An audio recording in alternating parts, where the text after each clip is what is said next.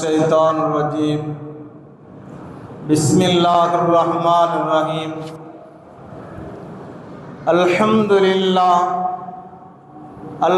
لله رب العالمين والعاقبة للمتقين والصلاة والسلام على سيدنا محمد دبل دواعيها وعافية الأبدان شفائها ونور الأبصار وريائها وعلى آله وصحبه وسلم أما بعد فقد قال الله تعالى في القرآن العظيم من فعل هذا بآلهتنا يا إبراهيم قال النبي صلى الله عليه وسلم அருள் தந்து பொருள் தந்து அழியா மறை தந்து அகிலத்தை ஆட்சி ஆடுகிற இல்லாமுள்ள அல்லாஹ் சுப்ஹானஹு வ தஆலா அவனுக்கு எல்லா புகழும் புகழ்ச்சிகளும் நிரப்பமாக நிலவட்டுமாக. சத்திய தூதர் சர்க்குண்ண சம்பன்னர் சமாதான பிரியர் நம் கண்மணி நாயகம் ரசூலுல்லாஹி ஸல்லல்லாஹு அலைஹி வஸல்லம் அன்னவர்கள் மீதும் அன்னவர்களின் குடும்பத்தார்கள் அன்னவர்களின் வாழ்க்கை வழிமுறைகளை தவறாது பின்பற்றி வாழ்ந்து சென்ற சத்திய சஹாபாக்கள், தாபியீன்கள், தபா தாபியீன்கள், சுஹதாக்கள், முத்தகீன்கள், அவுலியாக்கள், அம்பியாக்கள் மீதும் குறிப்பாக இந்த சிறப்புமிக்க ஜும்மாவுடைய மஜ்லிஸில் அமர்ந்திருக்கிற அல்லாஹுடைய இறை நேசர்களான நாம் யாவர்கள் மீதும் மற்றும் இந்த ஜும்மா நேரத்தில் தங்களுடைய வேலைகளை எல்லாம் மாற்றி அமைத்து விட்டு வீட்டில் இருந்து கொண்டு ஜும்மாவுடைய பயானை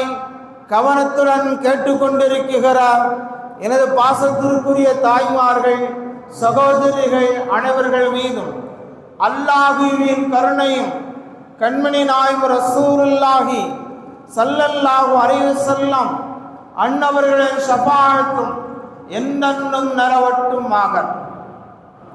சங்கையிலும் சங்கைக்குரிய அல்லாஹ்வின் நல்லடியார்களே, அண்ணன் நபியின் ஷஃபாஅத்துக்குரியவர்களே, உங்கள் அத்தனை பேர்களுக்கும் எனது இதயம் கரிந்த சலாமை உங்களோடு நான் சமர்ப்பித்து ஜும்மாவுடைய உரையை உங்களுக்கும் எனக்கும் உலக மக்கள் அனைவர்களுக்கும் நசீஹத் உபதேசம் செய்தவனாக என் உரையை துவக்கம் செய்கிறேன். அஸ்ஸலாமு அலைக்கும் வரஹ்மத்துல்லாஹி வபரகாத். கண்ணியத்திற்குரிய பெரியோர்களே, அருமையான சகோதரர்களே, இப்ராஹிம் அலைஹிஸ்ஸலாத்து வஸ்ஸலாம் அவர்கள் நம்மவர்களுக்கு ஒரு முன்மாதிரி நபியாக இந்த உலகத்திலே வாழ்ந்து காட்டி சென்றிருக்கிறார்கள்.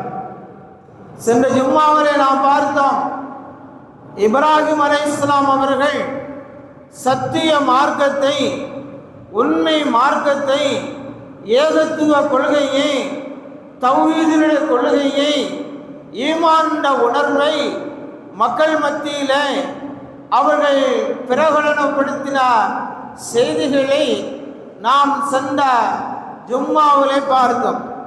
கடைசியாக அவர்கள் செய்தி காட்டிய ஒரு அற்புதமான நிகழ்வில் ஒன்றுதான், யார் அவர்களை வணங்கி கொண்டிருக்கிறார்களோ அந்த மக்களெல்லாம் யாரை கடவுளாக, யாரை இறைவனாக, யாரை ரப்பாக நினைத்து வாழ்க்கையில் நினைத்து நினைத்து வாழ்ந்து கொண்டிருக்கிறார்களோ அவரிடத்திலே நீங்கள் படிப்பினை பெற வேண்டுகின்ற ஒரு சத்தியமான வார்க்கத்தை நூதனமாக இப்ராஹிம் அலைஹிஸ்ஸலாத்து வஸ்ஸலாம் அவர்கள் மக்கள் மத்தியிலே பிரகடனப்படுத்தினார்கள்.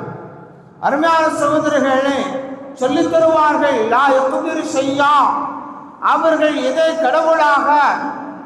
கடவுளாக வணங்கி வணக்க வழிபாடுகள் செய்து வந்தார்களோ அதனிடத்திலே உங்களுக்கு ஏற்பட்ட தீங்குகள், உங்களுக்கு ஏற்பட்ட அநியாயங்கள், உங்களுக்கு ஏற்பட்ட நஷ்டங்கள், உங்களுக்கு ஏற்பட்ட இழப்பீடுகளை நீங்கள் அவரிடத்தில் சொல்லி அவரிடத்தில் பறைசாற்றி அதற்குண்டான தீர்வுகளை நீங்கள் எடுத்துக்கொள்ளுங்கள் என்பதை இப்ராஹிம் அலைஹிஸ்ஸலாத்து வஸ்ஸலாம் அவர்கள் அழகான முறையிலே சொல்லி காண்பித்தார்கள்.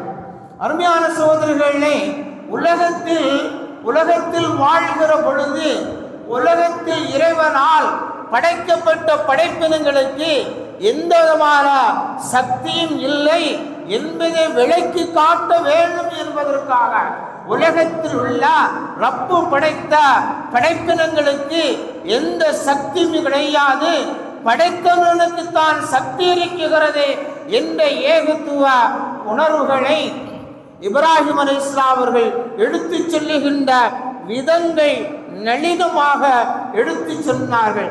ஆனால் அவருடைய தந்தை முதல் இப்ராஹிம் அலைஹிஸ்ஸலாம் அவருடைய தந்தை முதல் அவருடைய குடும்பத்தார்கள் முதல் அவருடைய உறவினர்கள் முதல் ஆண்டுகளுக்கு அரசர்கள் முதல் அந்த தேசத்துள்ள மக்கள் எல்லாம் அதனை விளங்கி கொள்ளாமல் நம்மளுக்கு இப்ராஹிம் ஒரு மிகப்பெரிய ஒரு தீங்கை, ஒரு அநியாயத்தை செய்துவிட்டாரே, நாம் வணங்கி கொண்டிருக்கிற கடவுளுக்கு இழிவுபடுத்தி விட்டாரே என்பதை நினைத்து கொண்டு இப்ராஹிம் அலைஹிஸ்ஸலாம் அவர்களை மிகப்பெரிய ஒரு தண்டனைக்கு உள்ளாக்கப்பட வேண்டும் என்பதை முடிவு செய்தார்கள். சகோதரர்களே, இப்ராஹிம் அலைஹிஸ்ஸலாமுடைய ஈமான் உணர்வுகள், வல்லமைகள், ஏகத்துவ கொள்கையினுடைய தன்மைகள் அணு அளவும் அவர்கள் பிசராது அல்லாஹ் ஒருவர் என்ற ஏகத்துவ கொள்கை மீது, அல்லாஹ் ஒருவர் என்ற அந்த தாத்பரியத்தின் மீது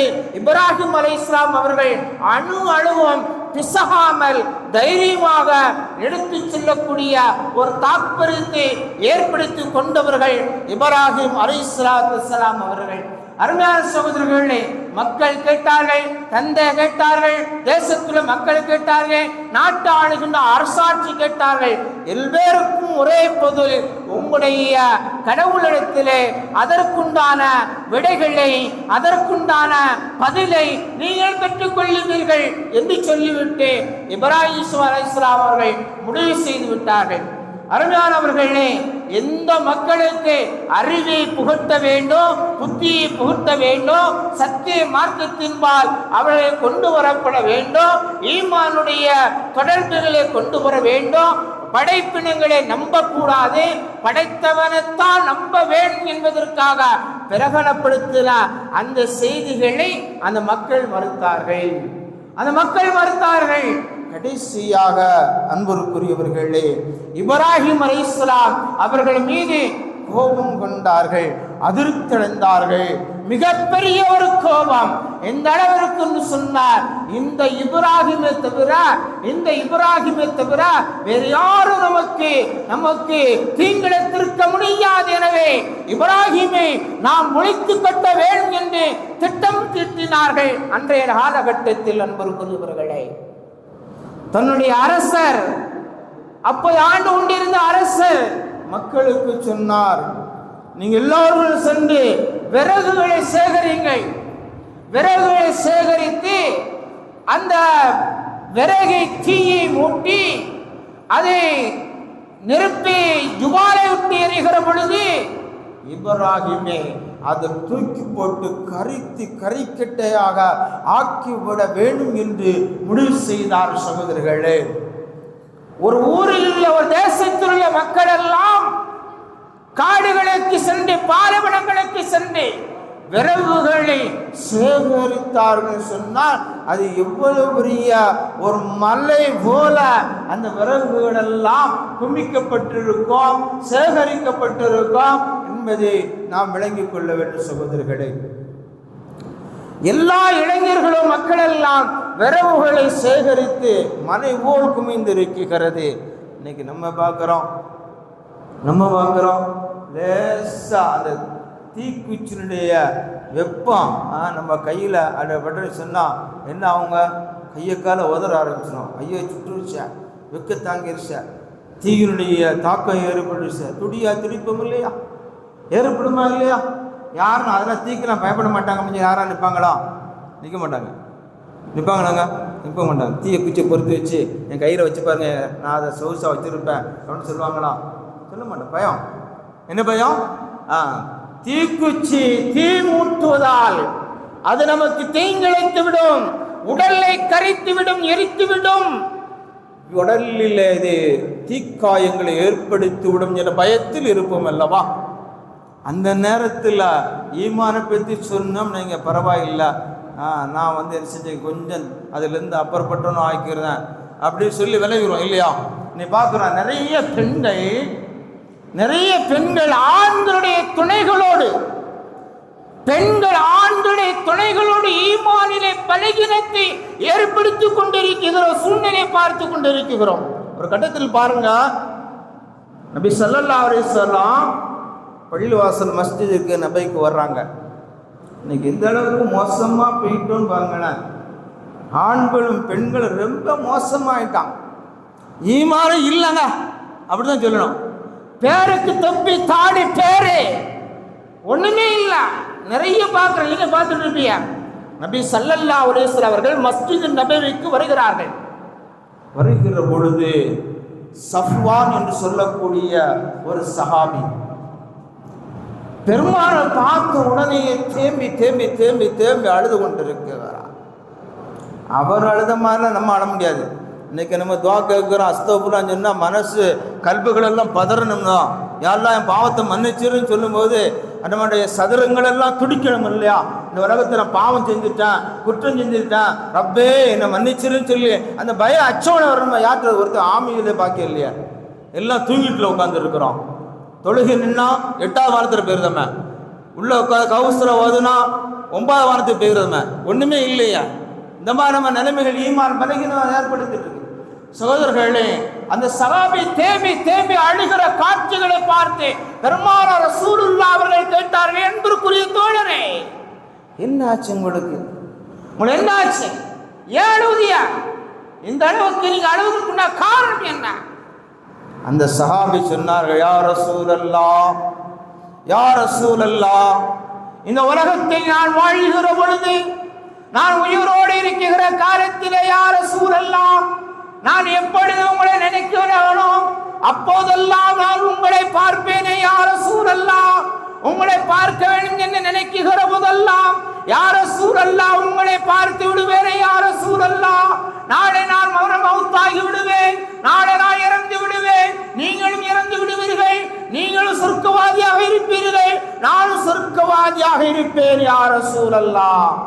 நீங்க நபி அல்லவா, நீங்க இறை தூதர் அல்லவா, எனவே உங்களை கண்டு ஒரு தனி அந்தஸ்து தரஜாக்கள் அல்லாஹ் அந்நியத்தின் மூலமாக உயர்ந்த சொர்க்கத்தில் உங்களை வைத்திருப்பாரே யா ரசூலல்லாஹ்.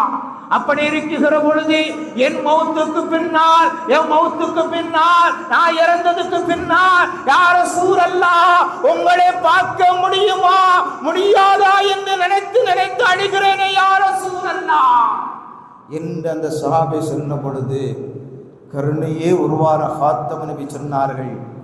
கருணையே உருவான ஹாத்தம் நபி சொன்னார்கள், என் நண்பருக்குரிய தோழரே, என் மீது நீங்கள் இவ்வளவு பாசம் வைத்திருக்கிறீர்களா? என்னை இந்த அளவுக்கு நேசிக்கின்றீர்களா? இன்ஷா அல்லாஹ் சொர்க்கத்தில் என்னோடு இருப்பீர்கள் என்ற சுப செய்தியை பெருமானார் ஸல்லல்லாஹு அலைஹி வஸல்லம் அவர்கள் அந்த சஹாபிக்கு சொன்ன வரலாறு. சகோதரர்களே, சஹாபாக்கள் யாரை நேசித்தார்கள்? உலகத்தில் உள்ள கூத்தாடிக்கு நேசித்தார்களா? உலகத்தில் உள்ள மக்களை நேசித்தார்களா? பதவியுள்ளவர்களை நேசித்தார்களா? இல்லை. இறை தூதரை காண வேண்டுமே, மௌத்துக்கு பின்னால் பார்க்க முடியாத சூழ்நிலை ஏற்பட்டு விடுமே என்றல்லவா பெருமானார் அவர்களை நினைத்து சஹாபாக்கள் அழுதார்கள். நீ பார்க்கிறோம், வேட்டியை பார்க்கிறோம், என் வீட்டுக்கார அனுமதியோட செய்தான், நான் என்ன என் புருஷனை விட அவதான் நேசம். எவ்வளவு ஒரு கேவலமான சூழ்நிலை பார்த்தீங்களா? ஈமான் இல்லாமல் இருந்தான், புருஷனை கனவே அனுமதி கொடுக்கிறான் அப்படின்னு சொன்னா இவன் சேர்ந்து போயிட்டான். சகோதரர்களே, இப்ராஹிம் இஸ்லாம் அவர்கள் இதற்காகத்தான் பாடுபட்டார்கள், உண்மையான ஈமானுக்காக பயன்படுத்தார்கள். ஈமான் உணர்வுகளோடு வெறுமன முஸ்லிம்களாக வாழ்வதற்காக வேண்டி நபிமார்கள் பாடுபடவில்லை. சத்தியத்தை எடுத்துச் செல்வதில் தடம் புரண்டு விடக்கூடாது, ஈமானில் உறுதிமிக்கவர்களாக இருக்கப்பட வேண்டும் என்பதற்காக எம் பெருமானார் ரசூலுல்லாஹ் அவர்கள் முந்தைய நபிமார்கள் எல்லாம் வாழ்ந்து காட்டினார்கள். விஷயத்துக்கு வருவோமா? நெருப்பு மூட்டப்படுகிறது, நெருப்பு மூட்டப்படுகிறது. அருமையான சகோதரே, பல மைல்களுக்கு அப்பால் மக்கள் எல்லாம் இருக்கிறார்கள். இந்த நேரத்தில் அந்த நெருப்பு குண்டத்தில் போடுவதற்குண்டான கருவிகள் தயாரிக்கப்படுகிறது. அருகாமல் செல்ல முடியாது அல்லவா? பல மைல்களுக்கு அப்பால் இருந்து அதற்குண்டான கருவிகள் தயாரிக்கப்பட்டு இப்ராஹிம் அலைஹிஸ்ஸலாம் அவர்களை தூக்கி போடப்படுகிறது, நெருப்பு குண்டத்தில் போடப்படுகிறது. சகோதரர்களே, எப்படி இருக்கும் வேடிக்கை? எல்லா மக்களும் ரொம்ப சந்தோஷம். ஆஹா, அன்னைக்கு இப்ராஹிம் சவால் முடிஞ்சார். இப்ராஹிம் கரைக்கட்டை ஆகிடுவார், எரிந்திடுவார், சாம்பல் ஆகிடுவார் என்று மக்கள் எல்லாம் சந்தோஷத்தில் இருந்தார்கள். இப்ராஹிம் அலைஹிஸ்ஸலாம் அவர்கள் நெருப்பில் அல்லவா நம்மளை போடுகின்றார்கள், நெருப்பில் அல்லவா நம்மளை போடுகின்றார்கள், நாம் எரிந்து விடுவோமே, கரிக்கட்டை ஆகி விடுவோமே, சாம்பலாகி விடுவோமே, நெருப்பு நம்மளை எரித்து விடுமே என்ற பயம் இருந்துச்சா? இப்ராஹிம் பயந்தாங்களா? முகத்துல வாட்டத்தை பார்க்க முடியுமா? பதட்டத்தை பார்க்க முடியுமா? இல்லை. அல்லாஹ் மீது தவக்குல், நம்பிக்கை வைத்தார்கள். நெருப்பு குண்டத்தில் தூக்கி போடப்பட்டது. அல்லாஹ் பார்த்தான், அல்லாஹ் பார்த்தான். இப்ராஹிம் நபியுடைய ஈமான் அல்லாஹ் பார்த்தான், இப்ராஹிம் நபியுடைய உள்ளத்தை அல்லாஹ் பார்த்தான், இப்ராஹிம் கல்பில் உதித்த திருநாமத்தை பார்த்தான். என்னுடைய கலீல், என்னுடைய நபி, என் நேசத்திற்குரிய நபி தடம் வரவில்லை. எவ்வளவு பெரிய தீங்குகள் இணைத்தாலும் என் மீது வைத்திருக்கிற நம்பிக்கையில் அவர் சிறிதளவும் கூட தடம் புரளவில்லை என்பதை விளங்கிக் கொண்ட அல்லாஹ் அருமையான ஒரு சுப செய்தியை சொன்னான். குன்னாருக்கூனி பர்தவ சலாமா, குன்னாருக்கூனி பர்தவ சலாமா. நெருப்பை பார்த்து, நெருப்பை பார்த்து, நெருப்பு குண்டத்தை பார்த்து, மலை போல் எரிந்து கொண்டிருக்கிற நெருப்பை பார்த்து சொன்னான், ஓ நெருப்பே, ஓ நெருப்பே, என் நபிக்கு நீ எப்படி இருக்க வேண்டும் தெரியுமா? என் நபிக்கு நீ எப்படி இருக்க வேண்டும் தெரியுமா? அது குல் நாருக்கு நீ பருதுவ சலாமா, என் நபிக்கு சலாமத்தாக ஆகிவிடு, குளிர்ந்ததாக ஆகிவிடு, அதற்கு எந்த தீங்கு விளைக்காதே, உனக்கு எந்த சக்தியும் இல்லை. அங்கும் அல்லாஹ் சொல்லுகிறான், லா யக்திரு ஷையா, உனக்கு எந்த சக்தியும் இல்லை. எரிக்கின்ற ஆற்றல், கரிக்கின்ற ஆற்றல், எல்லா ஆற்றல் சக்தியும் வல்லமை என்னிடத்தில் இருக்கிறது. எனவே என் நபிக்கு நீ எப்படி ஆகிவிட வேண்டும்? சலாமத்ததாக, குளிர்ந்ததாக ஆக்கிவிட வேண்டும் என்று அல்லாஹ் குர்ஆனுடைய ஆயத்தை இறக்கினான். நெருப்பு எரிந்து கொண்டிருக்கிறது, வெளியிலெல்லாம் மக்கள் வேடிக்கை பார்க்கிறார்கள். சகோதரர்களே, இப்ராஹிம் அலைஹிஸ்ஸலாம் அவர்கள் நெருப்பு குண்டத்தில் இருந்து எந்த விதமான பதட்டம் இல்லாமல், நிதானமாக, எந்த கோரைகளும் இல்லாமல் அப்படியே அவர்கள் சிரித்த வண்ணமாக நடந்து வருகிற அந்த காட்சிகளை எல்லாம் பார்த்த மக்கள் அதிர்ச்சியடைந்தார்கள். என்ன காரணம்? நெருப்பு எரிக்கப்பட வேண்டுமே. நம்மளுக்கு நெருப்பு போட்ட என்ன அவங்க? அவ்வளோதான், கறிக்கிட்ட தான் இல்லையா? ஏன் இதே நெருப்பு இப்ராஹிம் அலைஹிஸ்ஸலாம் அவர்களை எரிக்கவில்லை? இப்ராஹிம் உள்ளத்தில் இருந்த ஈமானுடைய அந்த நம்பிக்கை பலமாக இருந்தது. அதனால் அவர்களை உலகத்தில் யாரும் எதுவும் செய்ய முடியாத ஒரு சூழ்நிலை நிலைநாட்டி கொடுத்தார்கள். மறுமாறு சகோதரே, அந்த ஈமான் நம்மிடத்தில் இருக்கப்பட வேண்டும். அதில் வந்தது தான் இஸ்லாத்தில் 50 கடமைகள் ஒன்று ஹஜ்ஜு கடமை. எல்லாம் தூங்கிட்டு இருக்கோம், ஆனால் என்ன செய்யுது? வெயில் நேரம் தூக்கம் வரத்தான் செய்யும். இன்னும் பாதி பேர் வரல. அசத்து மெம்பர் பிள்ளையா என்ன பேர் வருவோமே அப்படி சில பேர் வெளியே உட்காந்துட்டு இருக்காங்க. அருமையான சகோதரர்களே, ஹஜ்ஜு இப்ராஹிம் அலைஹிஸ்ஸலாம் அவருடைய அந்த வழி வம்சத்தில் வந்ததுதான், ஒவ்வொரு தியாகத்தின் அடிப்படையில் வந்ததுதான் ஹஜ்ஜி ஒரு கடமை என்பதாக சொல்லப்படுகிறது. புனிதமான ஹஜ்ஜி நமக்கு அளிக்கப்படுகிறது. ஹஜ்ஜில் ஒரு சிறப்பை பாருங்கள், புனித காபத்துல்லாஹ்விற்கு சென்று ஹாஜிகளுக்கு மாத்திரம்தான் அதனுடைய சக்தியும் வல்லமைகளும் அதனுடைய பரக்காத்துகளும் தெரியும். நம்மளை போன்றவர்கள் பேசிக்கொண்டே இருக்கலாமே தவிர அதனுடைய உண்மையான தாற்பயத்தை அங்கு சென்றவர்கள் தான் தெரியும். அருமையான சகோதரர்களே, பல்லாயிரக்கணக்கான பல லட்சக்கணக்கான மக்கள் ஒன்று கூடுகின்ற ஒரு சபை, ஒரு மஜ்லிஸ், அது ஹஜ்ஜுடைய மஜ்லிஸ் ஆகும். வெறுமனே நம்மளை கொண்டு நிற்பாட்டுவது அல்ல. இந்த உலகத்தில் வாழ்கிற பொழுது கல் நெஞ்சம் உள்ளவனாக வாழுவான். அண்ணன் தம்பி உறவுகளை பேண மாட்டான். உலகத்தில் அவன் மனம் போல போக்கில் வாழ்வான், கரடு முரடாக வாழுவான். தன் மனம் எதை சொல்லுகிறது அதன் மீது வாழுவான். ஆனால் அந்த ஹஜ்ஜுடைய இடத்திற்கு சென்று விட்டால் கண் மனம் படைத்த அவன் கூட அவனுடைய மனங்கள் எல்லாம் அப்படியே தவிடுபடியாக அவன் அழுது ஒழுது கொள்ளுகின்ற காட்சிகளை காண்பான். சகோதரர்களே, இந்த உலகத்தில் இருக்குகிற பொழுது, தாயகத்தில் இருக்குகிற பொழுது அழுகையே கண்ணில் வந்திருக்காது. அல்லாஹ் பள்ளிவாசல் கூட அவன் அழுதிருக்க மாட்டான். காபாலத்திற்கு சென்று விட்டால் இவன் அறியாமலேயே உள்ளத்திலிருந்து, கல்புகளில் இருந்து அவனுடைய கண்களில் தாரை தாரையாக கண்ணீர் வடியும். ஏன் தெரியுமா? அவன் வாழ்க்கையில் ஏற்பட்ட தவறுகளை அங்கு நினைப்பான்.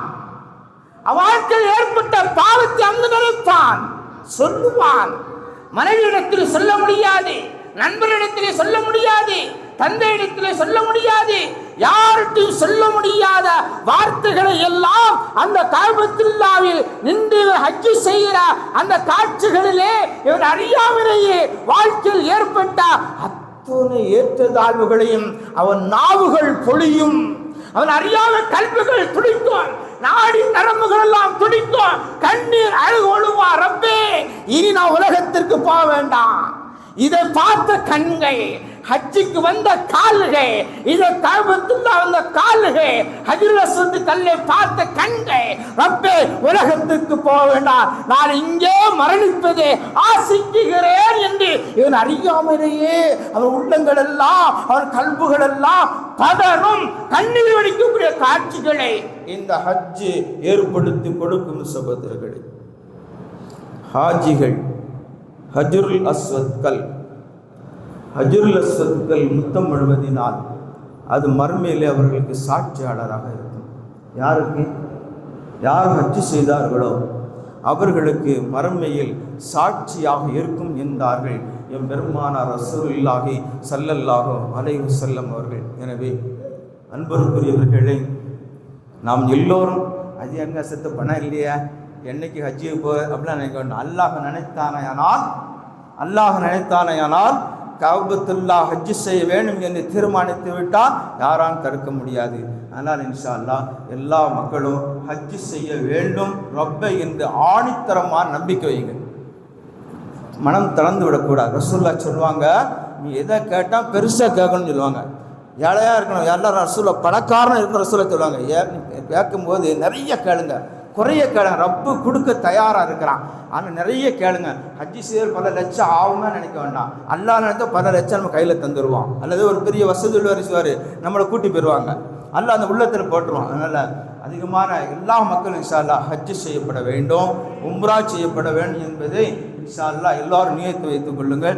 அல்லாஹ் ரப்பல் ஆலமீன் எம் பெருமானார் ரசூலுல்லாஹி ஸல்லல்லாஹு அலைஹி வஸல்லம் அவருடைய துஆ பரக்கத்தை கொண்டு, இப்ராஹிம் அலைஹிஸ்ஸலாம் அவருடைய தியாகத்தின் அடிப்படை கொண்டு புனித காபத்துல்லாஹ்வே ஹஜ்ஜு செய்யக்கூடிய வாய்ப்பினை நமக்கும் நம்முடைய சந்ததிகளுக்கும் ரப்பே நீ தருவாயாக, உம்ரா செய்யக்கூடிய பாக்கியத்தை தந்தல் வருவாயாக என்ற துஆக்களோடு, அருமையான சகோதரர்களே, நம் மஹல்லாவை சேர்ந்த சுமார் 10 பேர்கள் இந்த வருடம் ஹஜ்ஜுக்கு செல்கின்றார்கள். எந்த மஹல்லாம் கொடுக்கப்படாத ஒரு சிறப்பம்சத்தை அல்லாஹ் நம் மஹல்லாவுக்கு தந்திருக்கிறான். 10 நபர்கள் இந்த வருஷம் நம் மஹல்லா சார்ந்தவர்கள் ஹஜ்ஜுக்கு செல்கின்றார்கள். 4 பேர் ஏற்கனவே முந்தைய சென்று விட்டார்கள். இன்ஷா அல்லாஹ் இந்த வாரம் வர 8ஆம் தேதி நம்ம மஹல்லா 2 பேர் போகிறாங்க. அதுக்கு அடுத்தடுத்த வாரங்களில் இன்ஷா அல்லாஹ் ஹஜ் செய்யக்கூடியவர்கள் இருக்கிறார்கள். ஆக மொத்தம் 10 நபர்கள் ஹஜ்ஜுக்கு செல்லக்கூடிய வாய்ப்புகள் இருக்கிறார்கள். இந்த வாரம் செல்லக்கூடியவர்கள் மருகும் ஹாஜி முகமது இஸ்மாயில் சார் ஆசிரியர் அவருடைய மகன் ஜேஎம் சையது ஷேக் அலி ஜாபர் அவர்களும் அவருடைய மனைவி மும்தாஜ் பேகம் இருவர்கள் இன்ஷா அல்லாஹ் வருகின்ற 8ஆம் தேதி சென்னையிலிருந்து அவர்கள் புறப்படுகின்றார்கள். இந்த வாரம் நம் மஹல்லாவை சேர்ந்த மருகும் ஹாஜி முகமது இஸ்மாயில் சார் அவருடைய மகன் ஜேஎம் சையது ஷேக் அலி ஜாபர் அவர்களும் அவருடைய மனைவி மும்தாஜ் பேகம் ஆக இருவர்களும் இன்ஷா அல்லாஹ் 8ஆம் தேதி சென்னையிலிருந்து புறப்படுகின்றார்கள். புனித ஹாஜிகளுக்காக ஹஜ்ஜு செய்யக்கூடிய ஹாஜிகளே, அல்லாஹ் உங்கள் பயணத்தை லேசாக்கி தர வேண்டும் என்று ஜமாத்தின் சார்பாக நாங்கள் உங்களுக்கு துஆ செய்கிறோம். உங்களுடைய பயணங்கள் லேசாக்கப்பட வேண்டும். உங்கள் ஹஜ்ஜில் செய்யக்கூடிய அமல்களிலே அல்லாஹ் இலகுவாக்கி தர வேண்டும். எந்த சிரமம் இல்லாமல் நீங்கள் நிதானமாக அழகான முறையில் அந்தந்த நேரங்களில் அமல் செய்யக்கூடிய பாக்கியத்தை அல்லாஹ் உங்களுக்கு தருவானாக. எந்த தடையுமின்றி நோய் நொடியின்றி அல்லாஹ் உங்களுடைய ஹஜ்ஜு செய்யக்கூடிய வாய்ப்பின் அல்லாஹ் தந்தல் வருவானாக. உங்கள் ஹஜ்ஜி அல்லாஹ் கபுல் செய்தல் வருவானாக. ஹஜ்ஜு செய்வது பெரிய விஷயம் இல்லை. ஹஜ்ஜி ஏற்றுக்கொள்ளதான் இந்த கவலை உள்ளத்தில் இருக்கப்பட வேண்டும்.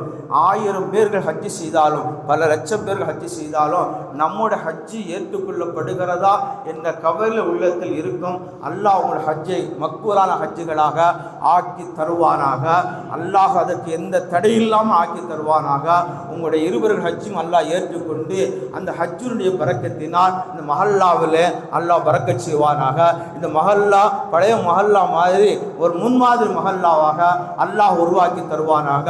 உங்களுடைய ஹஜ்ஜை கொண்டு அடுத்தடுத்து வரக்கூடிய காலங்களில் இந்த வருடம் 10 பேர் என்றால் அடுத்து வரக்கூடிய காலங்களில் 10-15ஆக மாறுகின்ற பாக்கியத்தை வல்ல ரஹ்மான் தருவானாக என்று நிர்வாகத்தின் சார்பாக நாங்கள் உங்களுக்கு துஆ செய்து அனுப்புகிறோம். உங்களுக்கு ஒரு வேண்டுகோள், நீங்கள் எப்படி இந்த ஹஜ்ஜை பரிபூர்ணமாக செய்கின்றீர்களோ அதுபோல இந்த ஊர் மக்களுக்காக வேண்டி, உலக மக்களுக்காக வேண்டி, உலகத்தில் மக்கள் நிம்மதியாக வாழ வேண்டும் என்பதற்காக வேண்டி, அண்ணன் தம்பிகள் உறவுகளோடு இருக்க வேண்டும் என்பதற்காக வேண்டி, இந்த மஹல்லா மக்கள் 5 கால தொழுகைகளை தொழ வேண்டும் என்பதற்காக வேண்டி, குறிப்பாக மஹல்லாவுடைய மதரசா ரொம்ப மையத்தாக இருக்குது.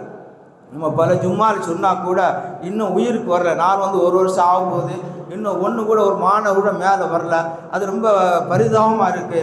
ஆனால் காபத்துல்லாவில் உங்களுக்காக வேண்டி நீங்கள் துஆ செய்கிற அந்த நேரத்தில் இந்த மஹல்லாவுக்காக வேண்டி அதிகமான நேரங்கள் துஆ செய்யப்பட வேண்டும். மதரசாவுக்கு துஆ செய்யப்பட வேண்டும். பெண்கள் மதரசா நடக்குது, கியாமத்து நாள் வரையிலும் அது சிறப்பாக நடக்கணும். அதிகமான ஆலிமாக்களை உருவாக்கப்பட வேண்டும் என்பதற்காக நீங்கள் துஆ செய்ய வேண்டும் என்று இந்த நேரத்தில் நிர்வாகத்தின் சார்பாக உங்களை கேட்டுக்கொள்கிறோம். வல்ல ரஹ்மான் எல்லோருக்கும் அந்த நசீபுகளை தருவானாக.